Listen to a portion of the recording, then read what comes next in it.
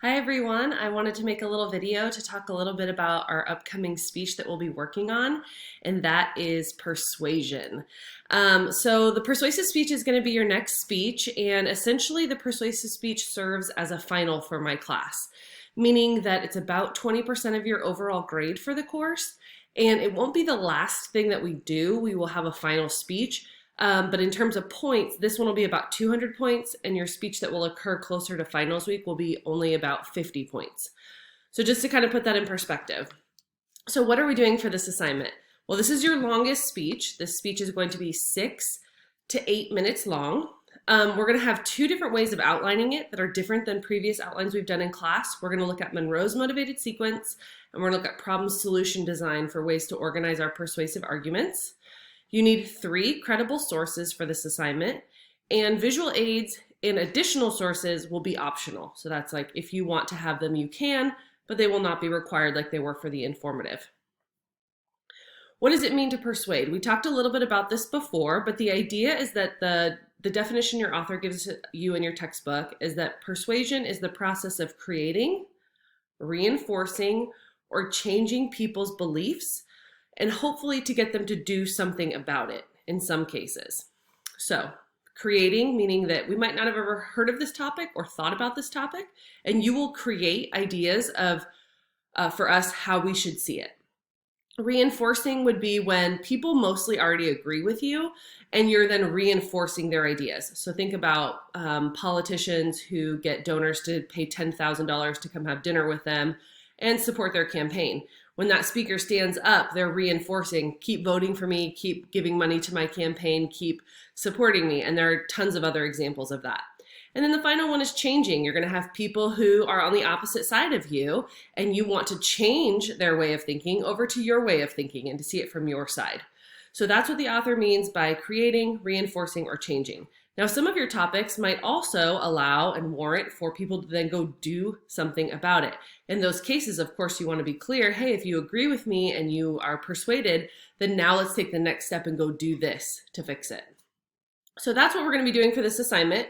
My goal would be that there is some aspect of new learning, like the creating part of your topic, that there is some people who agree with you and reinforce, but not all of them. And then that there is some people who disagree with you and you maybe change their minds. Now, we're not going to poll people in class to figure that out, but I want you to think about it. So I don't want you to come in with a topic that's like, it's bad to drink and drive. I hope college students already know that. And if they don't, then they can talk to me. And I will explain to you all the problems with that and why you shouldn't drink and drive. But I don't think we need a 6 to 8 minute speech on it, especially for your final. So try to be more creative with your topic and have something where there might be some discrepancy or people who don't know what you're talking about, so it's not already over talked about. I give you some examples in the module of topics that are overdone, in my opinion, and that doesn't mean you can't talk about them. It just means that if you are going to talk about them, I would encourage you to bring something new to them that we all haven't already heard before. So look at those examples in the module. There are 3 different types of speeches that you can do for this assignment. The first of which is you can persuade us on a fact, meaning that you will take anything regarded as fact or someone has told you as fact or you read in a book that was a fact, and you as the speaker would argue that yes, this fact is true, or no, this fact is false. How can facts be false? Well, there's a lot of things in our history that we've been taught are facts, and then later in life when we get more material or we see it from a different perspective, we go, oops, yeah, probably that was a mistake and we shouldn't have seen it that way. So there's a huge debate, and this is one of the overdone topics around milk. Is milk really good for you? Does milk really build stronger bones? When I was growing up, everyone told me the more milk I drink, the taller I'm going to get. And I don't know if now that is true as an adult, right? And all the research that's coming around that. So I might argue it's false. Milk does not make you grow taller, and milk does not make you have stronger bones. And that would be my argument. And then I'd have to go through and persuade for 6 to 8 minutes to try to get you all to see it the way I see it. The second choice for this assignment is to do a value speech. A lot of students like to do value speeches. And this is where you say something is good, bad, right, wrong, moral, immoral, just, unjust, however you want to see it. But those kind of like gray area words. And the idea is that you're going to sway us over to your value. So a lot of students will pick a value from their life, something that they personally believe or practice, and then they'll try to explain the rest of us why we should believe or practice that same thing. You have to be careful of overdone topics here. But generally, students are really creative. So I have students who will argue or say, you know, families who eat dinner together 5 times a week have healthier communication styles than families who don't. So that could be a value. I've had students who will say something like, consuming raw foods will lead to a better gut health, and all of us should eat more raw foods opposed to cooked foods. That's going to be better for us in the long run. So again, those are values, and then you go about for 6 to 8 minutes proving that.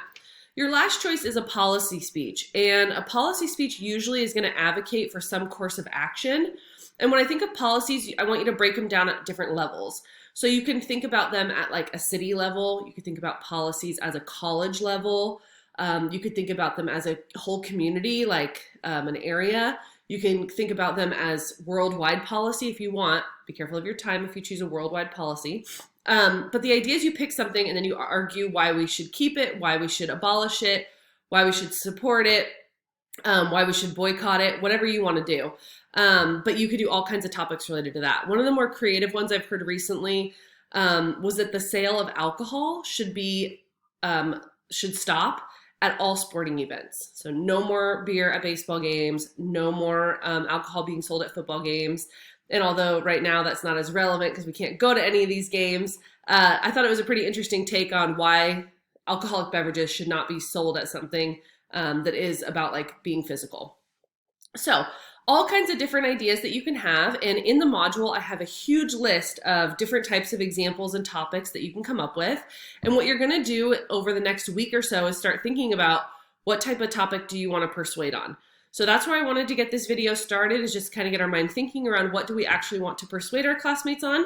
And I would say that starting with a solid topic, creative topic, individual topic to you is going to lead to a better outcome in the final speech. So just be thinking about that and get going on it. You'll see that there's some assignments in the module that I want you to just start thinking about persuasion and what it means to persuade. And then eventually we will post those topics for the class to know what everyone's doing. In the meantime, if you have questions or comments, please feel free to reach out. Otherwise, I hope that you're all well, and I will talk to you soon.